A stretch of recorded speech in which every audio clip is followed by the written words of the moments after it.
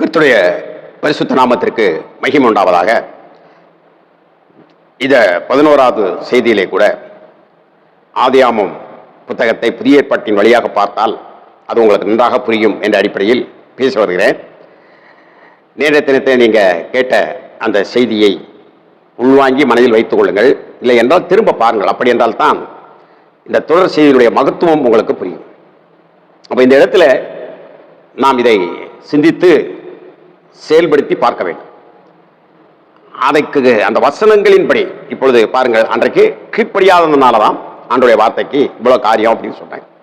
ரெண்டாவது, அதை மறுதளித்துக் கொண்டு ஒத்துக்கொள்ளாதபடினால ஈடுபட பிரச்சனை. அதனால முதலாவது நீங்க நேற்றைக்கு சொல்லப்பட்ட அந்த செய்தியை பார்க்கவில்லை என்றால் மறுபடியும் 10 நிமிடம் சொல்லப்படுகின்ற அந்த செய்தியை நீங்கள் புரிந்து கொண்டால் அந்த தொடர் செய்தி புரியும். ஏனென்றால் புதிய ஏற்பாட்டின் வழியாக நாம் பழைய ஏற்பாட்டை பார்க்கிறோம். அப்பொழுதுதான் நித்திய ஜீவனை நாம் அறிந்து கொள்வதற்கு ஏதுவாக இருக்கும். குழப்பமில்லாத வேத அறிவை நாம் பெற்றுக்கொள்ளலாம். எல்லாம் எனக்கு தெரிந்திருக்கிறது என்றல்ல, தெரிந்ததை சொல்லிக் கொண்டிருக்கிறேன். நீங்களும் அந்த கால்வாயில் நீச்சடித்துக் கொண்டு வருகிறீர்கள். இன்னும் கடற்போல் இருக்கிறது. நிறைய பசுத்தவான்கள் உங்களுக்கு அதை கற்றுக் கொடுத்து கொண்டுதான் இருப்பார்கள். எல்லாவற்றுக்கும் மேலாக நீங்கள் பெற்றுக்கொண்டிருக்கக்கூடிய தேவ ஆவியானவர் உங்களுக்கு அதை கற்றுக் கொடுத்து கொண்டே இருப்பார். ஆகவே வேதத்தை படியுங்கள், அதற்கு கீழ்ப்படியுங்கள். சந்தேகமாக இருக்குமானால் நீங்கள் செய்ய வேண்டியது வேறு எதற்காவது நான் கீழ்ப்படியாமல் இருக்கிறேனா, மீண்டும் நான் கீழ்ப்படிவேன் என்று சொல்லி அந்த கீழ்ப்படிதலுக்கு வர வேண்டும். ஒரு வயரிங் செய்யப்படுகிறது. நம்முடைய வீட்டிலே நான் போகின்ற சபைகளிலே கம்பெனியிலே வயரிங் செய்யப்பட்டு பல்பு போடுகிற பொழுது, ஒரு சுவிட்சு போடுகிற பொழுது எரியவில்லை என்றால் என்ன? ஒன்று மின்சாரம் வராமல் இருக்கலாம். மின்சாரம் வந்து அது எரியாமல் இருக்கிறது என்று சொன்னால் ஏதோ தடை இருக்கிறதாகவே அந்த இடத்தில் நமக்கு வர வேண்டிய மின்சாரம் தங்கிவிட்டது என்று சொல்லி அந்த தடையை கண்டுபிடிக்க வேண்டும்.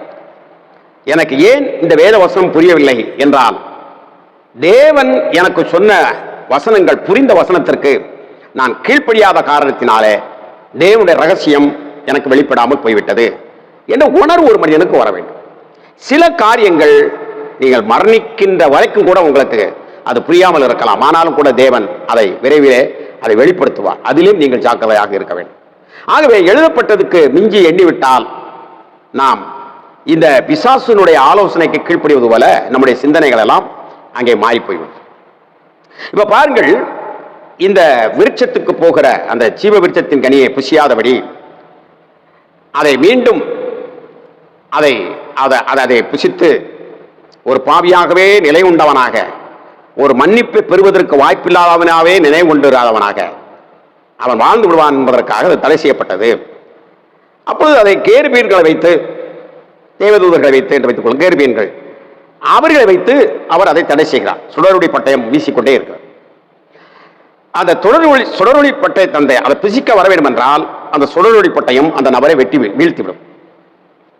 அந்த சுடரொளி பட்டயம் அந்த மனிதனை வெட்டி வீழ்த்தி விட்டால் உள்ளதும் போச்சுடா நொல்லக்கண்ணா அப்படின்னு உங்களுக்கு புரியுதா? உங்களுக்கு அந்த நிமிடமே அவனுடைய வாழ்க்கை தொலைந்துவிடும். ஏனென்றால் சர்வ சாக்கிரதையான காவலை அவர் அங்கே வைத்திருக்கிறார். அப்ப இந்த இடத்துல அந்த கனியை போய் நாம் என்னென்னும் உயிரோடு இருக்க வேண்டும் என்ற ஆவலில் புசிக்க போகிறவர்கள் உடனடியாக செத்து விடுகிறார். இதுதான் மனித வாழ்க்கையில பேராசை, பெருநஷ்டம், இந்த பொருளாசைகளை குறித்து இப்படிப்பட்ட காரியங்கள்லாம் குறித்து நாம் சிந்திக்கின்ற பொழுது இப்படிப்பட்ட நிகழ்வுகளை நாம் பார்க்கலாம். ஒரு சூதாட்டத்தை போல வாழ்க்கை அல்ல கிறிஸ்தவ வாழ்க்கை என்பது. அது காத்திருக்க சொல்லுகிற இடத்தில் காத்திருக்க வேண்டும், ஓடு என்கின்ற இடத்தில் ஓட வேண்டும், நில்லு என்கிற இடத்தில் நிற்க வேண்டும், உட்கார் என்கிற இடத்தில் உட்கார வேண்டும். இந்த இடத்தில் உட்காராது என்றால் உட்காரக்கூடாது, இந்த இடத்தில் நில்லாது என்றால் நிற்கக்கூடாது, இந்த இடத்துல நடக்கக்கூடாதுன்னா நடக்கக்கூடாது. அந்த வார்த்தைகளுக்கு நாம் சரியாக கீழ்ப்படிய வேண்டும். ஆகவே இந்த இடத்திலே நாம் சிந்தித்து பார்க்கிற பொழுது நமக்கு நன்றாக புரிகிறது. அந்த ஜீவவிருட்சத்தின் கனியை அவர் போகிறதை அவர் தடை செய்திருக்கிறார். இந்த இடத்திலும் மீறி போகிற பொழுது உடனடியாக ஜீவன் போகும். 930 வருஷம் உயிரோடு இருக்கிறான். ஆனா வெளியே வந்த பிறகு என்னடா பெரிய கேரிப்பின் வீசிக்கிட்டு இருக்கு அப்படின்ட்டு உள்ள போயிருந்தான், அன்னைக்கே செத்து போயிருப்பான். அப்ப தேவன் ஒரு மனிதனுக்கு கிருபையாக இரக்கம் பெறுவதற்காக அவர் சில காரியங்களை செய்து வைத்திருப்பதுதான் அந்த கேருபும் ஒன்று. அதனுடைய பாதுகாப்புக்குள் அந்த ஜீவ விருட்சம் இருக்கிறது. ஆகவே ஒரு மனிதன் மரிக்காமல் அதை போய் தொட முடியாது. மரித்தால் அந்த மரித்தவன் மீண்டும் உயிர்த்தெழ வேண்டும். மீண்டும் உயிர்த்தெழுகிற மனிதனாலே தான் இந்த இடத்தில் வெட்டி போடப்பட்டு விட்டால் அடுத்து உயிர்த்தெழுந்து அவன் அந்த கனியை போய் பிசிக்கலாம். ஆனால் ஏற்கனவே சொன்னேன் அல்லவா, புதிய ஏற்பாட்டின் வழியாக பார்த்தால் தான் பழைய ஏற்பாட்டு புரியும். அப்படியானால் மனிதன் என்றைக்கும் உயிரோடு இருக்கக்கூடாது என்பது தேவனுடைய திட்டமா என்றால் இல்லை. அதை நீங்கள் கடந்த செய்தியிலே சொன்னதற்கு இப்ப விடை சொல்லிக் கொண்டிருக்கிறேன். குயவன் வீட்டிற்கு எரேமியாவை தேவன் அனுப்புகிறார். அந்த குயவன் வீட்டுக்கு அவன் போகிறான். அவர் எரேமியா சொல்லுகிறார், குயவன் கையில் இருக்கின்ற பொழுதே களிமண்ணானது கெட்டு போய்விட்டது. நன்றாக தெரிந்து கொள்ளுங்கள். மீண்டும் அவர் வணைகிறார். ஏன் வணைகிறார்? கெட்ட மண்ணை எடுத்து எரிந்து விட்டிருக்கலாமே, வளைவதற்கு என்ன காரணம்? குயவன் கையில் இருக்கக்கூடிய அந்த களிமண் கெட்டு போயிருக்கிறதே தவிர இந்த மண்ணாகிய இந்த மனிதனை குறித்து தேவன் வைத்திருக்கக்கூடிய திட்டம் கெட்டு போகவில்லை, நோக்கம் கெட்டு போகவில்லை. ஆகவே இந்த அடிப்படையிலே இந்த ஜீவ விருட்சத்தை மீண்டும் அவனுக்கு கொடுக்க வேண்டும். அவன் என்றென்றைக்கும் உயிரோடு இருக்க வேண்டும் என்கின்ற திட்டம் தெளிவை புதிய ஏற்பாட்டின் வழியாக பழைய ஏற்பாட்டை பார்த்தால் தான் நமக்கு அவைகள் புரிய ஆரம்பிக்கும். அப்ப ஆபகு புத்தகத்திலே நீங்கள் வாசித்தால் என்ன சொல்ற, பட்டயமே எலும்பு என் மேய்ப்பன் மேல் வெட்டு என்று அங்க இடத்திலே வரும். அப்படியானால் இந்த சுடரொளி பட்டயத்தின் வழியாக ஒரு நபர் செல்ல வேண்டும். மீண்டும் அந்த கனியை நமக்கு புசிக்க கொடுக்க வேண்டும் என்று பார்த்தால் வேதத்தின் வெளிச்சத்திலே பார்க்கிற பொழுது கர்த்தராகிய இயேசு கிறிஸ்து தான் சுடரொளி பட்டயத்தின் வழியாக உள்ளே சென்றார்.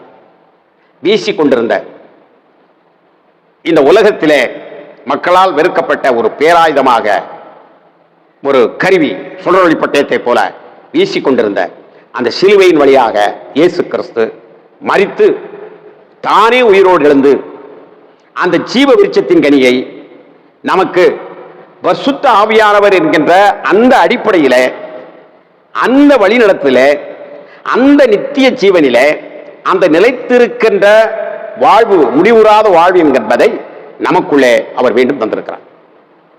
அப்ப இந்த இடத்தில் நாம் சிந்திக்க வேண்டியது, இதை புதிய ஏற்பாட்டின் வழியாக வாசிக்கிற பொழுதுதான், தியானிக்கின்ற பொழுதுதான், மனிதன் என்றென்றைக்கும் உயிரோடு இருக்கிறவன் அந்த சூழ்நிலையில் ஏன் அதை புசிக்க வேண்டாம் என்று சொன்னார், புசித்த பின்பு அவன் ஏன் வெளியேற்றப்பட்டான் என்பதெல்லாம் நமக்கு புரிய ஆரம்பிக்கிற பொழுது அவன் என்றென்றும் உயிரோடு இராதபடி செய்ய வேண்டும் என்கின்ற வார்த்தைக்கும் இங்கே பதில் கிடைத்திருக்கிறது.